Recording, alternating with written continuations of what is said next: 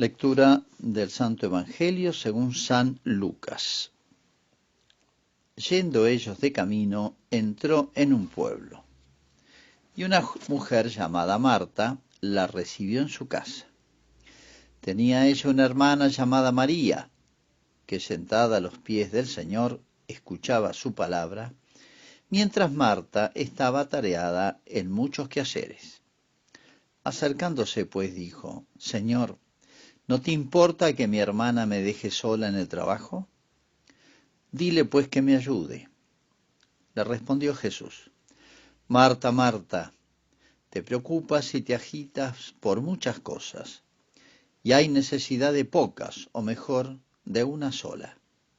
María ha elegido la mejor parte, que no le será quitada. Es palabra del Señor. Bien, aquí tenemos este hermoso cuadro, y digo cuadro porque si lo fijamos y lo vemos a Jesús sentado, como era costumbre en los maestros, a María sentada a los pies de Jesús, en un estero, un almohadoncito, como acostumbraban los discípulos, y Marta la imaginamos con su ropa, entre comillas, de trabajo de una ama de casa, con tantísimas cosas, que irrumpe en ese, por así decir, esa comunicación, ese diálogo que tenía Jesús con María y tal vez algunos otros que se plegarían a las charlas con Jesús, ¿no? Bueno, hermoso cuadro tan ejemplar, y que vamos a ver si interpretamos el elogio de Jesús. Miren, Jesús ha sido muy parco en elogios, y los hacía en serio, no solamente porque sabía qué es lo que tenía que elogiar, eso es muy obvio y muy lógico. Digo parco porque cuando Jesús elogia a alguien, por ejemplo, grande es tu fe, que le dice a uno, ni en Israel he encontrado tanta fe, que le dice a esa Ciro-Fenicia. Cuando Jesús elogia a alguien, tenemos que parar la oreja, porque realmente va en serio, lo merece, y no es adulación. Jesús no está en campaña publicitaria, no quiere ganar consensos populares, etcétera, sino hay algo grande en ese gesto, al menos, o en esa persona. Y aquí hay un extraordinario elogio de Jesús y la causa del elogio, que es lo que vamos a ver. Pero primero tendríamos que ubicarnos en algunos detalles que nos van a ayudar a entender mejor el texto. En primer lugar, esta María no es María Magdalena, como a veces se la confunde. Hacen de las dos María una sola. Se llaman María las dos, bueno, la Madre de Jesús también. Pero siempre es costumbre de los judíos no solamente designar la persona por el nombre, sino también, para distinguirlo de muchos que llevarían el mismo nombre, una característica puede ser su filiación. Simón, hijo de Jonás, o el pueblo, María de Magdala, o alguna característica, María la hermana de Lázaro, o María de la que expulsó 7 demonios. Bueno, en los evangelios distingue perfectamente a María Magdalena, que la llama Magdalena o de Magdala, que quedaba en la otra punta de Jerusalén, en el norte, o María de la que expulsó 7 demonios. Esa sí es la misma.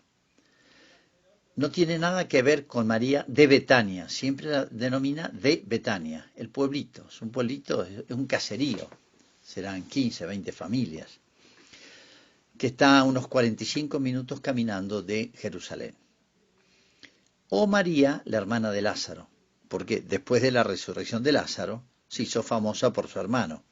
No muchas familias, no muchas Marías, tenían un hermano resucitado que se llamara Lázaro.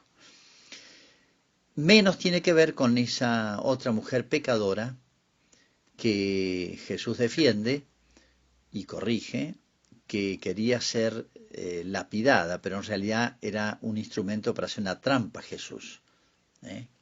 Y Jesús le dice esa célebre frase: el que no tenga pecado, que tire la primera piedra. Genial. Esa mujer nunca dan el nombre, por pudor. Tal vez vivía cuando escribieron los evangelios, pero no tiene nada que ver con estas dos Marías. Es una tercera mujer. Bien, cada una nos enseña, se puede decir, cosas muy distintas. Bueno, esta María, entonces, hermana de Lázaro, familia que vivía en Betania, pegadito a Jerusalén, era la familia en cuyo hogar se alojaba Cristo. ¿Eh? Porque en esta ocasión sabemos que estaba ahí, y cuando muere Lázaro, lo pintan como lo describe San Juan, como muy amigo de Jesús. ¿Se acuerdan? Hizo llorar a Jesús.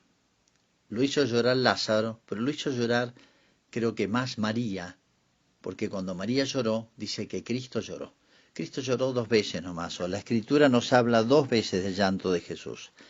Por su patria, lloró sobre Jerusalén, porque no lo había recibido a él, e iba a recibir un castigo muy grande, y por su amigo Lázaro. Muestra esos dos grandes sentimientos, por los amigos y por la patria, que es otra amistad. Bueno, esta María tenemos 3 episodios conocidos. Este es el primero, el que acabo de leer en el Evangelio de San Lucas, y la frase de Jesús. El episodio es muy breve, pero sumamente significativo, que vamos a comentar. Segundo episodio, que lo relata en detalle San Juan, es la resurrección de Lázaro. La resurrección de Lázaro ocurrió en la semana de la pasión de Jesús.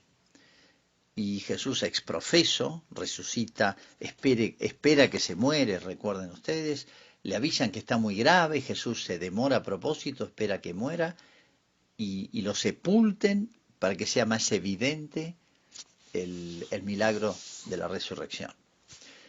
Y no solamente esto, sino que está pegado a Betania, y dice que había muchísima gente. ¿Qué significa esto? Es como si Jesús dijera, miren, les hago el último milagro, la última prueba, la última oportunidad de que me reconozcan.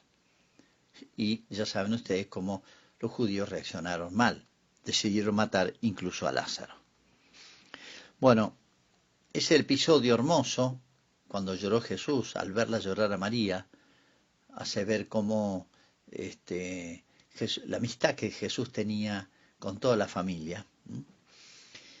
Y el tercer episodio que quiero mencionar está pegadito a la resurrección de Lázaro, y es un episodio muy importante y un gesto muy importante, porque cuentan los evangelistas que María, obviamente agradecida a Jesús por la resurrección de su hermano y por tantas cosas acumuladas, dice que en una oportunidad estaba Jesús cenando, estaba comiendo, y en los comedores que habían, eran de uso de los judíos, eran de origen romano, eran los triclinios, que era como una especie de U, una tabla en forma de U por donde se servía, y en esas tablas se ponían la comida, y la gente estaba como semi recostada, como en un diván. Así ha sido probablemente la mesa de la última cena. Bueno, el tema es que María rompe un frasco de nardo y lo derrama en la cabeza de Jesús. El nardo era un perfume carísimo que venía de la India, era como el oro. Un frasquito de nardo valía una fortuna.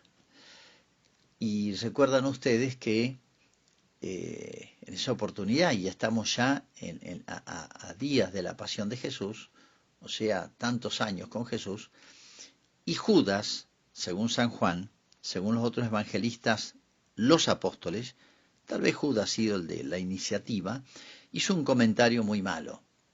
¡Qué desperdicio!, dice. ¡Qué desperdicio! Se podría haber vendido y dado a los pobres. Y San Juan dice, a él no le interesaban los pobres. Bueno, qué desperdicio con Jesús, gastar plata por Jesús, ¿no? Y no solamente uno de los evangelistas cuenta el hecho, sino que dice que rompió el frasco. Ese pequeño detalle del gesto de María, de desprenderse de eso, es muy significativo. O sea, no me guardo nada para mí. Bueno, estos 3 episodios, vinculados a esta misma mujer, son muy significativos y vamos a hacer una breve reflexión sobre cada uno. Bueno, en primer lugar, el primer episodio, el de la lectura de San Lucas. Cuando llegaba Jesús, María dejaba todo y lo aprovechaba Jesús. En el sentido, le sacaba el jugo como maestro. Sabía que valía la pena dejar todo. Esto no significa que María fuera una vaga, que no hiciera nada. Pero cuando llegaba Jesús, que era 2 o 3 veces al año, y cuando uno ve la agenda de Jesús no tenía un minuto libre, le quedaba muy poco tiempo, o sea, eran a lo mejor minutos. Jesús llegaría cansado y todo, pero realmente María lo aprovechaba, o sea, tenía una escala de valores. Valía más la presencia de Jesús que mantener la casa con toda pulcritud y hacer las cosas. Además, una casa nunca se termina de arreglar todo, ¿eh? Siempre hay tarea para hacer. Todas las mujeres, amas de casa, lo saben. Podemos decir que María sabía conocer lo que llama la Escritura, con una palabra técnica, el tiempo de la visitación. O sea, lo mismo pasa con nosotros. Dios no hace llover gracias actuales, Dios no nos toca, Dios no nos llama las 24 horas del día, los 7 días de la semana, todas las semanas y meses del año de la misma manera. Hay momentos especiales en la vida de una persona, de una familia, de un pueblo. Momentos especiales de la visita de Dios, de la gracia de Dios, de las oportunidades. La visita, la gran visita a Israel fue la encarnación y la predicación de Cristo. Por eso Cristo le dice, no has conocido el día, el tiempo de la visitación. Jerusalén, Jerusalén. Le reprocha eso, no has conocido el tiempo de la visitación. Y se acuerdan el himno ese de Zacarías, dice, bendito sea el Señor Dios de Israel porque ha visitado a su pueblo. Bien, la visita de Jesús a Israel es muy visible, su persona se paseó por todo el territorio. Pero Dios visita las almas de muchas maneras, las familias, los pueblos. Por ejemplo, una familia, la primera comunión de un hijo no es una gracia para ese hijo solamente. Ya desde la preparación hay gracias actuales que se llaman a toda la familia. Y para los sacerdotes eso es una cosa muy visible. Toda la familia a veces se acerca, aunque sea para acompañar al hijo a la misa, o traerlo, o inquietarse un poquito, preocuparse un poquito más por las cosas de Dios, para saber entender a su hijo, o saber entender lo que va a recibir su hijo. Pueden ser unos 15 años, puede ser un aniversario de matrimonio, puede ser la pérdida de un ser querido, puede ser una prueba muy grande, una injusticia muy grande que sufra una familia, una persona. Dios nos visita, dice Tomás de Kempis, con la consolación y la desolación. Yo diría, con los gozos, podemos decir la transfiguración, y con los dolores, la crucifixión. Son visitas que hay que aprovechar. Si Dios nos da 1, 2, 3, 5, 10 oportunidades y uno se da cuenta y no la aprovecha, vale a eso que decía San Agustín, temo al Señor que pasa y no vuelve. Jesús visitaba poca oportunidad a esta familia, pero cómo había entendido María a Jesús y posponía todo a Jesús. Y estoy diciendo una frase prácticamente textual de la regla de San Benito. Es decir, lo principal siempre es Jesús y en todo. Lo demás se puede postergar. Lo demás se puede, hasta diría, hoy se dice negociar. A Jesús no se lo negocia ni se lo pospone, ni a Jesús se lo pone en segundo, en tercero, en quinto lugar. Vale por sí mismo. O sea, María conocía el tiempo de la visitación. Esto es una gracia especial vinculada a la fe y una gracia muy especial vinculada, si se quiere, a los dones del Espíritu Santo. Darse cuenta enseguida, esto es una gracia de Dios, por el gozo o por el dolor, pero es una gracia de Dios. Bueno, segunda reflexión, María sabía escuchar. No es fácil escuchar, una cosa es oír y otra cosa es escuchar. O sea, el anhelo de aprender, el anhelo de aprender. La mayoría de nuestros cristianos están conformes consigo mismos. Voy a misa, sé el Padre Nuestro, sé el credo, sé contestar las oraciones de la misa. Ya tengo el techo, ya sé, ¿qué más? Hice comunión, hice confirmación, ¿qué más? ¿Cómo qué más? Las cosas de Dios son al infinito, son al infinito. Es propio, es característico, es esencial a una fe viva el desear conocer y profundizar más. Y esto, repito, es al infinito. Ninguna ciencia presenta un objeto para conocer tan grande, tan vasto, tan profundo, tan extenso, tan sublime, tan noble, como las cosas de Dios. Los misterios de Dios, pues llaman misterios. Algo puedo llegar a comprender, pero es más lo que no comprendo, lo cual se transforma entonces en una especie de abismo, una especie de vértigo. Lo natural de la fe es el sentir ese vértigo de la inteligencia que se da cuenta que está frente a un abismo, que no le produce rechazo, sino que lo atrae. Por eso digo un vértigo.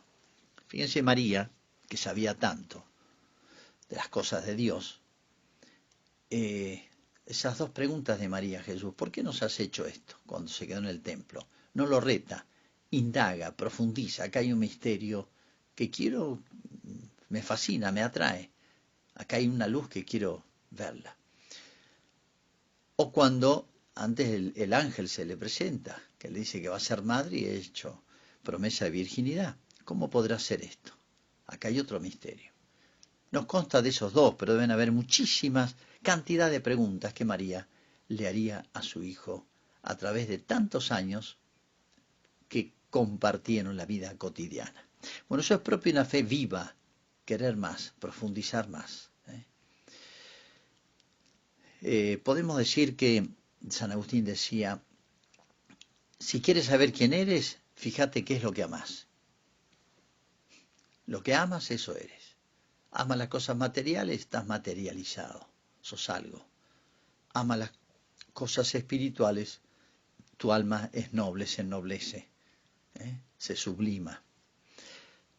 Y podemos decir, haciendo un paralelo con la frase de San Agustín, lo que te interesa conocer, eso eres.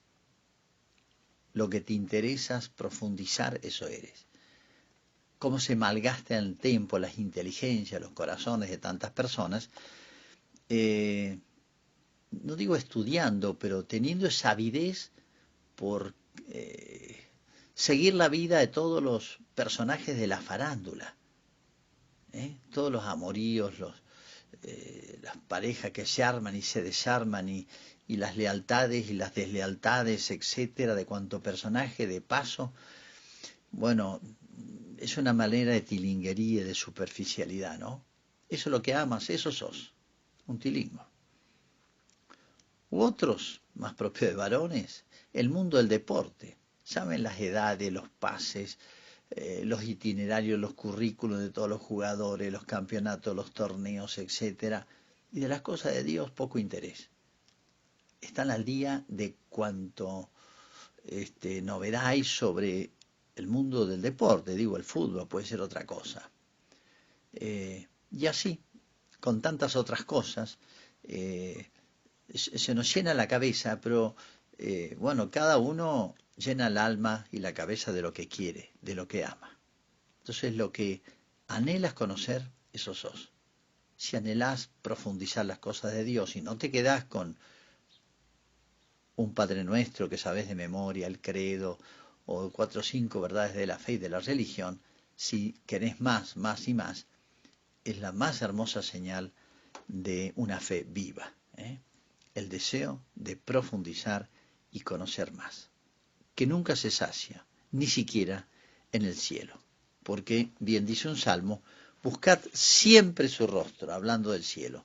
O sea, Dios nos va a sorprender, aunque sea una eternidad, en el cielo, con el conocimiento de Él, inagotable. Tercer lugar, entre tantas enseñanzas, María sabía dejar o renunciar a todo. No solamente a las tareas de la casa, pero no por vagancia, sino por un bien mayor. Fíjense, dejó todo. Tal vez le era más fácil, si vamos a lo sensible, pero ni se lo plantearía María, que ponerse a trabajar. Fíjense que Marta le hace un reproche como diciendo, esta es una pícara para no trabajar, dígale que me ayude, estoy trabajando sola. Y Marta está tan enojada que lo reta a Jesús. Sin embargo, podemos decir que estos son las tentaciones y los pecados de los buenos, porque la familia era buena, no de los rebeldes contra Dios, de los amigos, de una familia que Dios visitaba como amigos. Y ellos, a todas, incluyendo a Marta, tendrían aprecio por Jesús todos. Sin embargo, tentaciones y pecados de los buenos. No siempre lo más bueno es lo más difícil. Tal vez sensiblemente, físicamente, era más fácil escuchar a Jesús. Era un gozo que ponerse a trabajar. Pero sin embargo era mejor lo que era más fácil. No siempre lo más difícil es lo mejor. Y lo más fácil lo peor. A veces se juntan las dos cosas. Ojalá, digo que a veces, no siempre. Pero fíjense, María sabía renunciar. No solamente a hacer otras cosas, porque lo más importante era Jesús, sino después demostró una generosidad y demostraba que no lo hacía por vagancia, escuchar a Jesús, en ese desperdicio, como dice Judas. ¡Qué desperdicio! Desperdiciar el usar las cosas materiales para Dios. Me quedo con esta frase para hacer un comentario. Si ustedes ven las ciudades más antiguas de Europa, sobre todo y de América, el edificio más hermoso y más central es la iglesia. Y es que no robaban la plata a nadie, ni engañaban a la gente. Eso reflejaba el sentir de la gente, el sentir de la fe, lo mejor para Dios. Hoy van a escuchar muchas veces ese argumento que cada tanto sale, el Estado financia la iglesia. Es una mentira total. Miren, el Estado ayuda, y esto viene desde hace 1700 años más o menos, desde Constantino, que la sociedad, representada en el Estado, que es quien está a cargo de una sociedad política, tiene que dedicar los bienes a todas las cosas buenas, y la obra del Evangelio es muy buena. Así que está dentro de la lógica de un país cristiano que lo haga. Y repito, desde Constantino viene esto. Pero tampoco financia. En total será 5 o 6% del total de los gastos o menos de la iglesia. Debiera serlo y de una manera mucho más plena. La iglesia le ahorra al Estado, si vamos a relacionar ambas sociedades, infinidad de dineros en asistencias a gente pobre, etcétera, hasta psicólogos y psiquiatras, y en educación. Pero fíjense, en total, lo que le Estado a la iglesia es un miserable sueldo que ni siquiera se equipara a un juez. No está actualizado, así que gana 4 veces menos que un juez. Hoy día creo que no llega a 46.000 pesos. Con eso se paga la cocinera y la secretaria de la curia, nada más.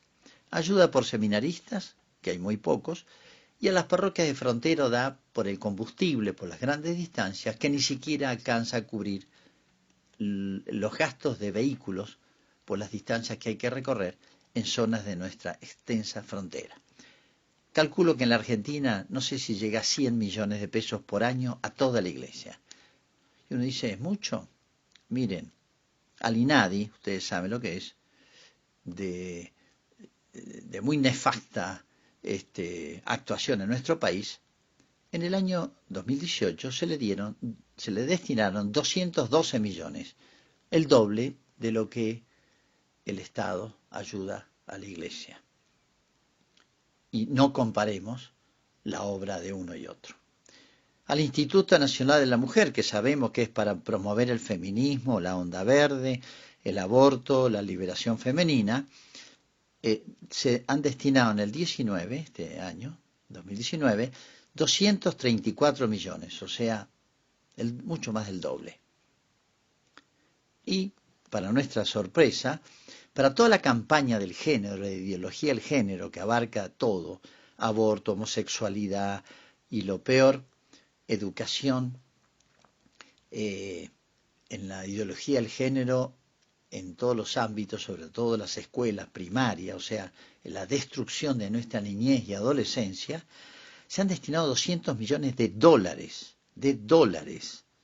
lo cual significa más de, multiplíquenlo, unos 9.000 millones de pesos, lejísimo de los miserables pesos que da a la iglesia, no para que el cura se vaya de vacaciones, sino para atender un poquito mejor a la gente, que es lo para lo que se destina. Entonces esa frase de Judas, qué desperdicio, este es el desperdicio, no el de la iglesia, este es el desperdicio. Bueno, cerremos, hoy que se habla tanto la mujer tan mal, tan sacada de su lugar, qué hermosos ejemplos tenemos en la Sagrada Escritura, mujeres verdaderamente mujeres. Pienso en María Magdalena, pienso en esa mujer pecadora, que después habrá cambiado ante el encuentro con Jesús, que experimentó su misericordia, y esta gran mujer, hermana de Lázaro, hermoso modelo de mujer, mujer de hogar, mujer sensible a las cosas de Dios, que profundizaba en las cosas de Dios, fíjense que lo que dignifica a la mujer, y su gesto de generosidad tan grande, que expresa la grandeza de un alma. Por eso, cuando Jesús dice María eligió la mejor parte que no le será quitada, significa, miren, lo que María hoy indaga, busca, profundiza con su corazón, lo cual significa inteligencia y voluntad, no lo va a perder, sino que lo va a perfeccionar en el cielo. Porque el cielo no es otra cosa que la visión y el gozo de Dios que van a sustituir a nuestra fe, que es oscura, y a nuestro amor, a nuestra caridad, que es tan imperfecta en la tierra.